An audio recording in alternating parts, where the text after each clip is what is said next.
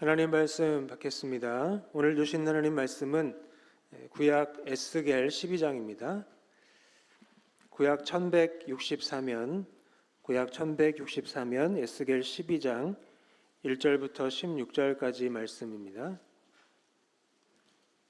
구약 1164면 에스겔 12장 1절부터 16절 한 절씩 교독하시겠습니다. 또 여호와의 말씀이 내게 임하여 이르시되 인자야, 내가 반역하는 족속 중에 거주하는도다. 그들은 볼 눈이 있어도 보지 아니하고 그들은 반역하는 족속임이라. 인자야, 너는 포로의 행장을 꾸리고 낮에 그들의 목전에서 끌려가라. 내가 내 처소를 다른 곳으로 옮기는 것을 그들이 보면 비록 반역하는 족속이라도 혹 생각이 있으리라. 너는 낮에 그들의 목전에서 내 포로의 행장을 밖에 넣기를 끌려가는 포로의 행장같이 하고 저물 때에 너는 그들의 목전에서 밖으로 나가기를 포로되어 가는 자같이 하라. 너는 그들의 목전에서 성벽을 뚫고 그리로 따라 옮기되 캄캄할 때에 그들의 목전에서 어깨에 메고 나가며 얼굴을 가리고 땅을 보지 말 것이다. 이는 내가 너를 세워 이스라엘 족속에게 징조가 되게 하려 함이라 하시기로.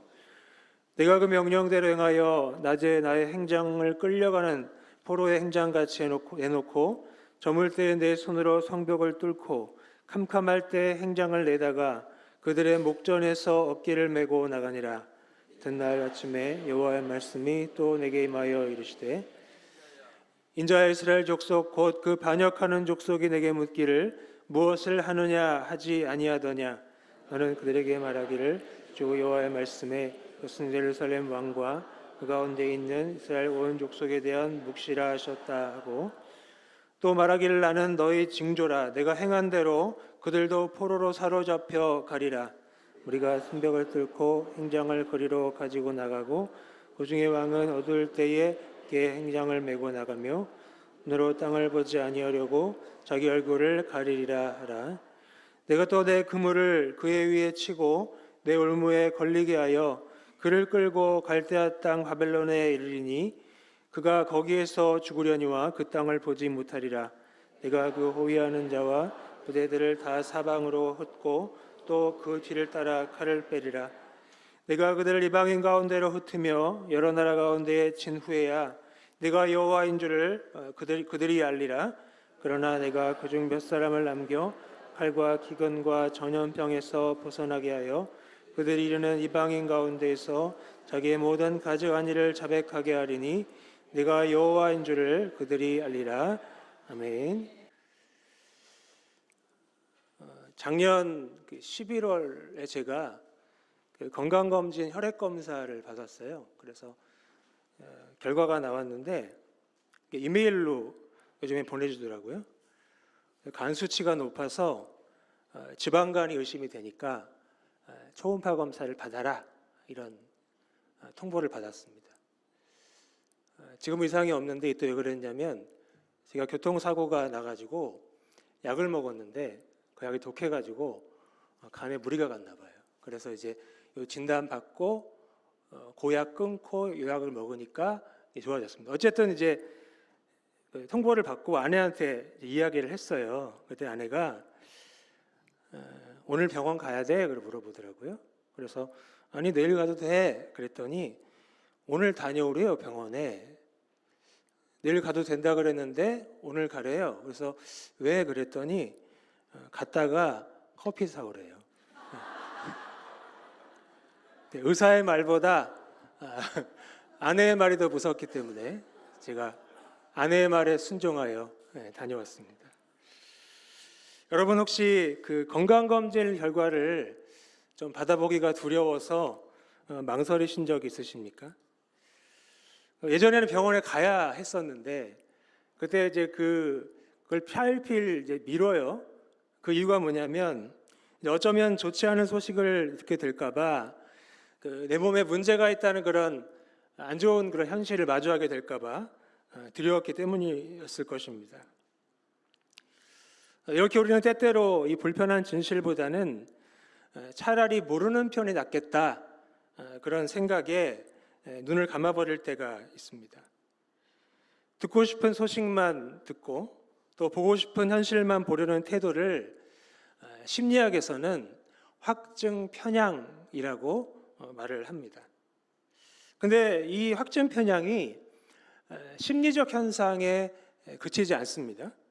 우리 신앙생활 속에서도 아주 깊숙이 스며들어서 아주 심각한 영적 질병을 낳기도 하는데요. 오늘 우리가 함께 나눌 에스겔 12장 말씀, 바로 이렇게 눈을 감고 귀를 막아버린 백성을 향한 하나님의 애타는 외침이자 준엄한 경고의 말씀입니다. 잘 아시겠지만 하나님이 선지자 에스겔을 통해서 한 편의 아주 기이한 연극을 명령을 하십니다. 근데 단순히 관심을 끌기 위한 게 아니라 이 스스로 눈을 가려버린 이 백성들의 영적인 실상을 드러내시기 위함이죠. 그래서 이 임박한 심판 앞에서 그들의 완고한 마음을 깨트리기 위한 하나님의 마지막 몸부림이다, 이렇게 말할 수 있겠습니다. 오늘 말씀을 통해 우리 역시 보아야 할 것을 보지 않고 들어야 할 것을 듣지 않고 살고 있지는 않은지 한번 돌아보면 좋겠고요. 그래서 영적인 눈을 떠서 하나님의 진리를 바로 직면하는 은혜가 저와 여러분에게 있기를 간절히 축복합니다. 자, 오늘 말씀은 하나님의 진단으로 시작이 돼요. 자, 2절 말씀 상반절만 보시면 인자야 내가 반역하는 족속 중에 거주하는도다, 이렇게 말씀하세요. 원어 성경에 보면 이 반역하는 족속 앞에 정관사가 붙어 있어요. 정관사. 영어로 더라는 그런 정관사가 붙어 있는데, 정관사가 붙어 있다는 건 이 반역하는 족속이 특정한 무리라는 거예요. 그러니까 없으면 그냥 일반적인 사람들인데 정관사가 붙으니까 특정한 무리가 되는 겁니다. 그러니까 예루살렘 주민이 바로 반역하는 족속이죠. 근데 이 반역하는 족속이란 단순히 이 하나님의 명령 몇 가지를 어긴 게 아닙니다. 그럼 뭐냐? 하나님과의 언약 관계 자체를 거부하고 아주 고집스럽게 등을 돌리고 있는 그런 반역된 상태를 가리키는 거죠. 자, 하나님이 그들의 병을 정확히 짚어내시는데요. 2절 중반절을 함께 읽겠습니다. 시작. 그들은 본론이 있어도 보지 아니하고 들을 귀가 있어도 듣지 아니하나니 그들은 반역하는 족속임이라. 아멘. 자, 본론이 있는데 안 봐요. 들을 귀가 있는데 안 듣습니다. 육체에 장애가 있는 게 아니죠. 그렇죠? 어쩌면 이 세상의 흐름을 읽고 또 자신에게 이익이 되는 그런 정보들을 찾아내는데 굉장히 민첩한 사람들이었을 수 있습니다. 그러나 정작 자신의 영혼을 향한 하나님의 말씀, 이 죄악된 현실을 지적하는 이 진리의 소리 앞에서 의도적으로 좀 눈을 감아버린, 또 귀를 막아버린 그런 사람들입니다. 자, 이것은 무지함 때문이 아니라 완고함 때문입니다. 그러니까 몰라서가 아니에요. 아주 의도적인 겁니다. 몰라서 못 본 게 아니라 보고 싶지 않아서 외면하는 영적 태만 때문입니다. 당시 바벨론 포로로 잡혀있던 유다 백성들이 예루살렘에 대한 헛된 희망을 붙잡고 있었습니다. 어떤 희망이냐면 하나님의 성전이 있는 예루살렘은 절대 무너지지 않는다. 우리는 곧 그리로 돌아가게 될 것이다 라고 하는 이 거짓 선지자들의 이 달콤한 말에 그들이 취해 있었어요. 그러니까 하나님이 약속하신 그런 언약, 은혜들이 분명히 보장돼 있으니까 그럴 리가 없다. 우리는 안전하다, 돌아간다. 이런 헛된 희망을 붙잡고 있었던 거죠. 자, 그래서 에스겔을 통해 선포되는 하나님의 심판 경고가 그들에게는 그냥 듣기 싫은 그런 소리, 그런 소음 정도로 취급이 된 겁니다. 그래서 눈을 감고 귀를 닫은 겁니다. 그러니까 자신들이 알고 있던 것과 다르다는 그런 이유 때문이겠죠. 심판의 징조가 눈앞에 막 펼쳐집니다. 그래도 설마 그럴 리가 있겠어 하면서 애써 외면을 한 겁니다. 자, 오늘 우리는 어떻습니까?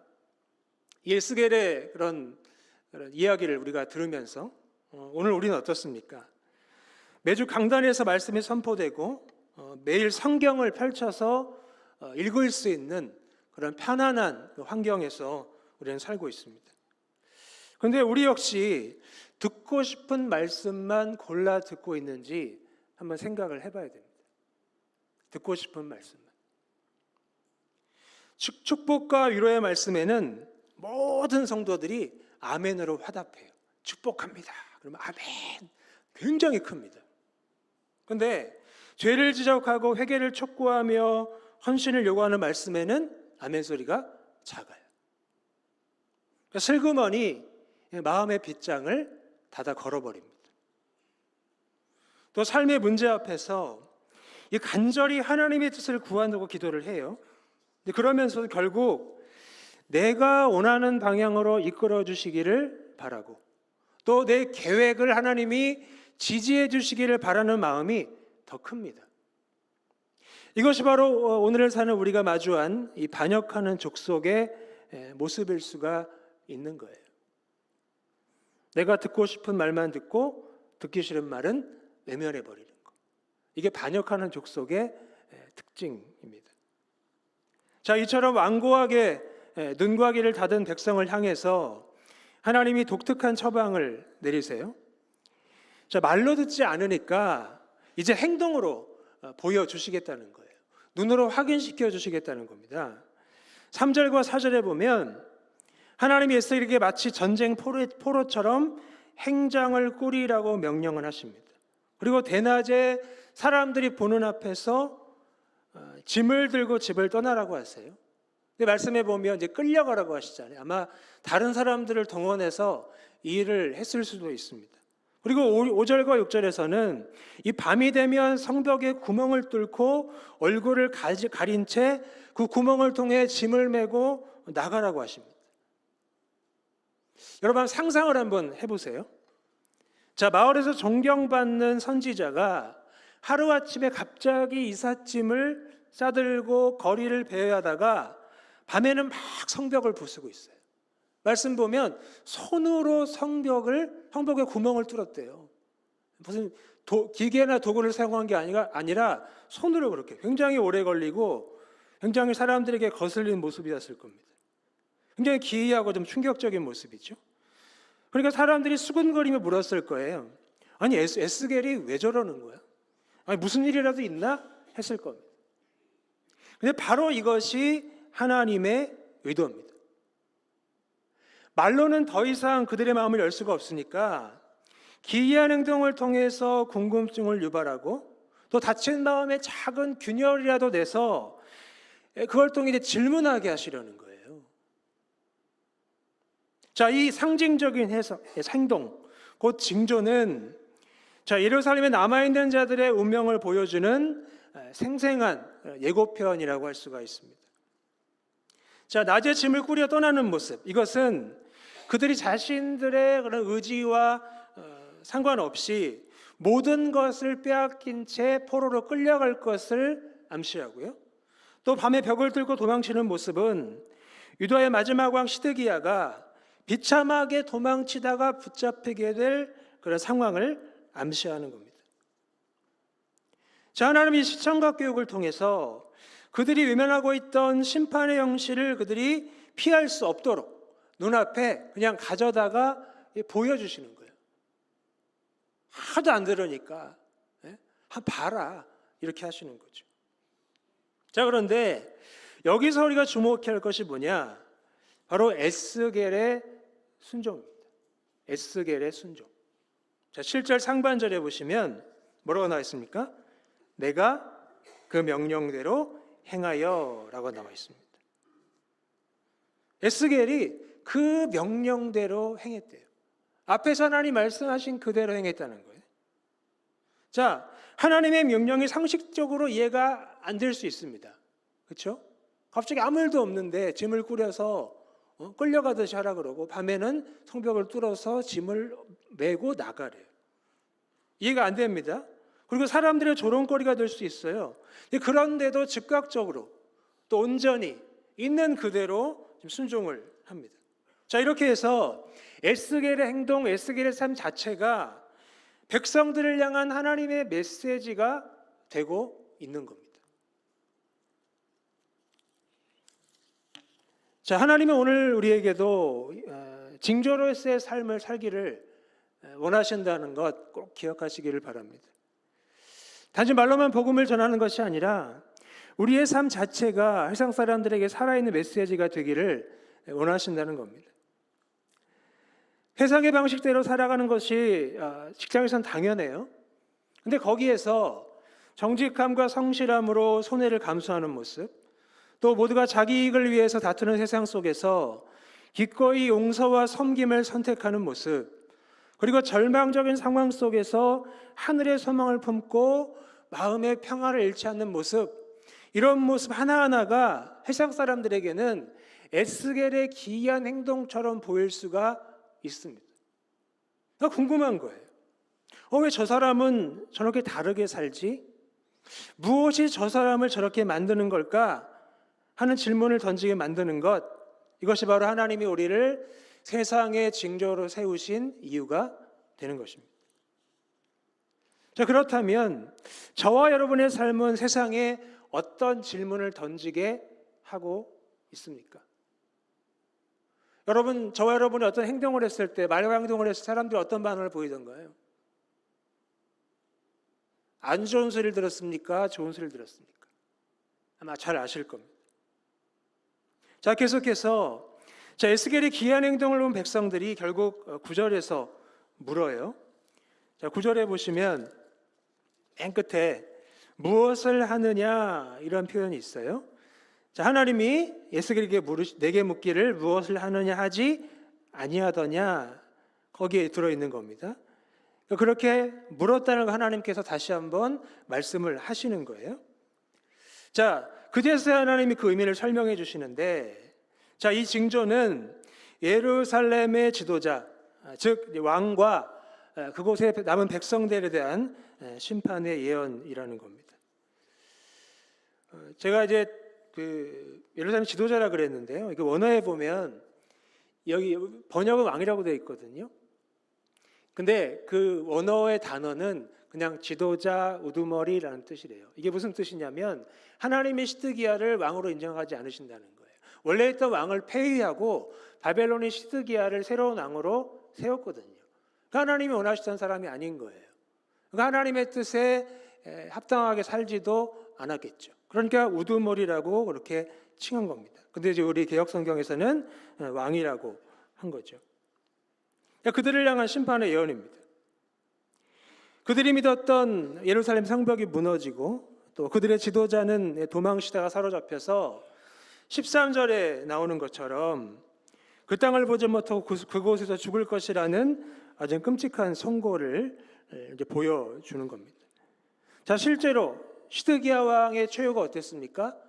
두 눈이 뽑힌 채 바벨론으로 끌려가 그곳에서 죽음을 맞이했습니다. 그러니까 예언이 그대로 성취가 된 거예요. 자, 봐야 할 진리를 보지 않으려 했습니다. 그리고 시드기야는 도망갈 때 그 예루살렘 그 땅, 그 성을 안 보려고 그 얼굴을 가렸어요. 근데 결국 바벨론 땅도 못 보고 죽었습니다. 아무것도 보지 못한 자가 돼버린 거예요. 끔찍한 최후죠. 자, 그러나 이 무서운 심판의 메시지 가운데 우리는 하나님의 목적을 반드시 발견을 해야 합니다. 자, 하나님이 왜 이토록 무서운 심판을 행하실까요? 자, 15절과 16절에서 하나님이 반복해서 말씀하시는 게 있는데, 자, 뭘까요? 자, 15절 끝에 16절 끝에 나와 있는 겁니다. 자, 함께 읽을까요? 시작. 내가 여호와인 줄 그들이 알리라. 자, 이게 하나님의 진짜 목적입니다. 자, 심판을 하시겠다고 경고하시는데 이 목적은 파괴나 파멸이 아니에요. 진짜 목적은 알게 하는 겁니다. 알게 하는 것. 그들이 붙잡고 있던 거짓 희망과 헛된 우상, 그리고 교만한 지도자들이 모두 무너져 내리는 그런 절망의 잿더미 속에서 과연 누가 참된 주권자이시며 역사의 주관자이신지를 하나님이 깨닫게 하신다는 겁니다. 그 고통과 좌절 속에서 심판하시는 분도 여호와시고 다시 회복시키실 분도 여호와시라는 것을 배우게 하신다는 거예요. 자, 더 나아가 16절에 보시면 하나님은 완전한 멸망 속에서도 몇 사람을 남겨 칼과 기근과 전염병에서 벗어나게 하시겠다고 약속을 하십니다. 자, 칼과 기근과 전염병, 삼중고입니다. 절대로 피할 수 없는 하나님의 심판이에요. 그 안에서 하나님이 몇 사람을 남기시겠다고 약속하세요. 자, 이 남은 자들이 어떻게 살아남은 걸까요? 자, 운이 좋아서 살아남은 게 아니에요. 하나님의 약속처럼 이 사람들은 하나님의 공의로운 심판을 자백하고 증언하는 증인이 되어야 했던 겁니다. 자신들의 죄악을 고백하고요, 또 그 속에서도 공의를 베푸시는 하나님을 선포하는 역할을 감당해야 했던 겁니다. 따라서 심판은 끝이 아니에요. 많은 사람들이 심판을 당했지만 그 심판은 끝이 아니고 새로운 시작을 위한 하나님의 거룩한 역사였던 것입니다. 여러분, 우리 삶에 고난이 찾아오면 어떻습니까? 굉장히 힘이 듭니다. 굉장히 버겁습니다. 우리 삶의 심판처럼 찾아오는 고난은 참으로 고통스러워요. 건강을 잃고 물질을 잃고 관계가 깨어질 때 우리는 하나님께 원망의 마음을 품기도 합니다. 그런데 먼저 기억해야 할 것은 이러한 그 솔직한 탄식, 원망의 마음, 이것이 믿음이 없다는 증거가 아니라는 사실입니다. 믿음이 있으니까 원망도 하는 거예요. 믿음이 있으니까 탄식도 하는 겁니다. 기대가 크면 실망도 크다는 말이 있잖아요. 기대했으니까 실망하죠. 믿음이 있으니까 원망하고 믿음이 있으니까 탄식하는 겁니다. 여러분, 하나님은 고통 속에 있는 우리의 모든 신음을 가장 가까이에서 듣고 계십니다. 임마누엘이시잖아요. 우리와 함께 하시잖아요. 가장 가까이에서 듣고 계십니다. 또한 모든 고난이 징계라고 단정할 수가 없어요. 욥처럼 이유를 헤아릴 수 없는 고난도 분명히 존재를 합니다. 하지만 이 오늘 말씀을 통해서 우리는 고난을 새로운 시각으로 바라볼 수가 있습니다. 어쩌면 고난은 닫혀있던 우리의 눈과 귀를 열어주시라는 하나님의 초대일 수가 있어요. 그 초대는 우리가 하나님보다 더 의지했던 것들의 허무함을 보여주는 거울이 돼서 오직 여호와만이 우리의 반석이시요 구원이심을 고백하게 만들 수가 있는 겁니다. 따라서 고난의 한가운데를 지날 때 우리가 어떻게 해야 되느냐? 왜 접니까? 라는 원망을 넘어서 하나님, 이 시간을 통해 제게 무엇을 보여주시기를 원하십니까? 라는 믿음으로 기도하며 나아가야 하는 것입니다. 그럴 때 우리의 고난, 심판 같지만, 징계 같지만 더 이상 저주가 아니라 하나님을 더 깊이 알게 하는 은혜의 통로가 될 것입니다. 오늘 에스겔의 말씀은 우리에게 묻습니다. 당신은 지금 무엇을 보고 있습니까? 무엇을 듣고 있습니까? 세상이 들려주는 성공과 안정의 약속입니까? 아니면 당신의 영혼을 향한 하나님의 세미한 음성입니까? 우리는 너무나 쉽게 영적인 확증 편향에 빠져요. 그래서 보고 싶은 것만 보고 듣고 싶은 것만 들으면서 스스로 안전하다고 착각에 빠져서 살아갑니다. 약속이 있으니까 괜찮을 거야 착각합니다. 여러분, 하나님이 신실하시다는 거 어떻게 생각하세요? 신실하시다는 건 약속을 지키신다는 거예요. 약속은 두 가지입니다. 순종하면 복을 주시고 불순종하면 심판하신다는 거예요. 신실하시면 두 가지로 나타날 수 있습니다. 그러니까 하나님이 신실하시니까 우리 무조건 괜찮을 거야, 잘 될 거야, 우리의 착각입니다. 자, 그러나 하나님은 우리를 사랑하시기 때문에 때로는 에스겔의 이 기이한 행동 같은 사건들을 통해서 우리를 흔들어서 깨우십니다. 그래서 우리의 완고한 마음의 균열을 내시고요, 또 불편한 진리를 결국에 맞이하게 하시는 거예요. 사랑하는 여러분, 그 부르심 앞에서 더 이상 여러분의 눈과 귀를 닫지 않으시면 좋겠어요. 하나님의 초대 앞에 우리의 죄와 교만을 직면하는 것 고통스럽습니다. 누가 좋아합니까? 고통스럽습니다. 그럴지라도 그 과정을 통과해야만 참된 회복과 생명을 얻을 수가 있어요. 여러분, 우리는 심판의 시대를 살아가는 동시에 은혜로 부름받은 남은 자들입니다. 세상에는 소망이 없지만 하나님이 그 가운데를 부르셔서 소망 있는 자들로 세우셨어요. 남은 자들입니다. 우리 더 잘해야 돼요. 더 잘 살아야 됩니다. 우리에게는 세상의 불의와 하나님의 공의를 증언하며 그 가운데서도 신실하게 일하시는 하나님의 사랑을 삶으로 보여줘야 할 사명이 있습니다. 우리의 책임이고 특권입니다. 그러므로 우리의 삶이 세상 속에서 하나님의 살아계심을 드러내는 거룩한 징조가 될 수 있기를 축복합니다. 이제 우리의 완고한 마음을 내려놓고 주님께 간구하면 좋겠어요. 하나님, 저의 영의 눈을 열어 주옵소서. 주님의 말씀을 보게 하여 주옵소서. 저의 영의 귀를 열어 주소서. 주님의 음성을 듣게 하소서. 그리하여 오늘 주님의 말씀에 순종함으로 생명의 길을 걷게 하여 주옵소서. 이 기도가 저와 여러분의 고백이 되기를 바라고요, 완고함이 아닌 순종함으로 주님과 동행하는 복된 삶을 사시기를 예수님의 이름으로 축복합니다. 우리 마지막으로 히브리서 3장 13절 말씀 함께 읽겠습니다.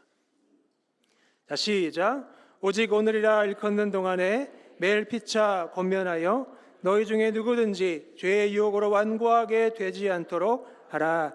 아멘.